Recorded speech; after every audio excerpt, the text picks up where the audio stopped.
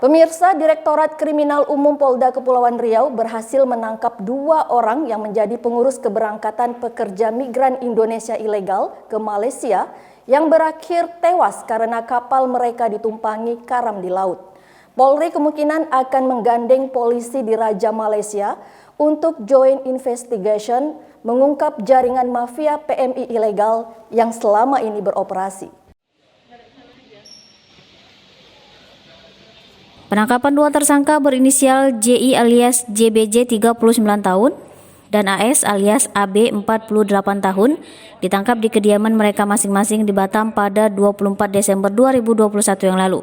Keduanya memiliki peran sebagai pengurus penampungan hingga keberangkatan para PMI ilegal yang tidak memiliki dokumen yang diperlukan untuk bekerja di Malaysia.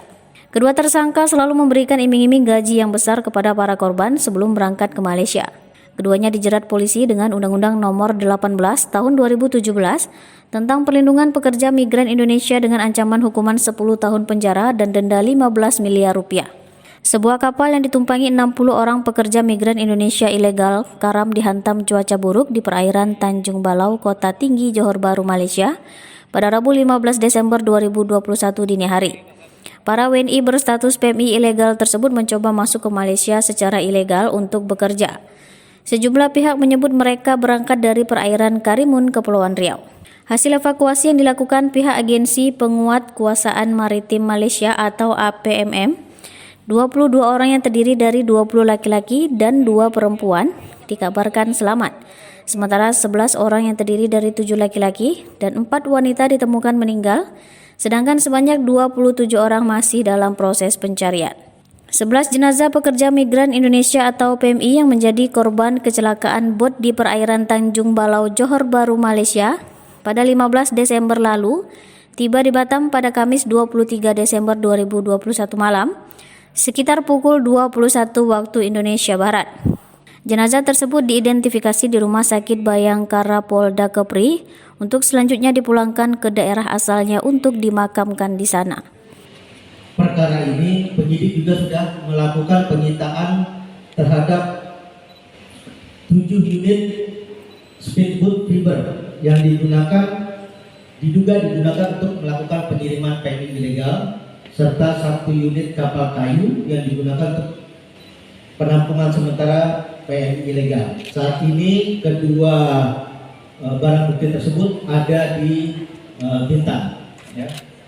Telah diterapkan pasal dugaan tindak pidana perorangan yaitu melaksanakan penempatan pekerja migran Indonesia ke luar negeri tanpa memenuhi sebagaimana yang dimaksud dalam rumusan pasal 81 dan pasal 83 Undang-Undang Nomor 18 Tahun 2017 tentang perlindungan pekerja migran Indonesia. Ancaman hukumannya adalah selama 10 tahun penjara dan denda paling banyak 15 miliar rupiah. Ya, mereka ini sebagai penampung yang ada di wilayah Batam ini. Ya.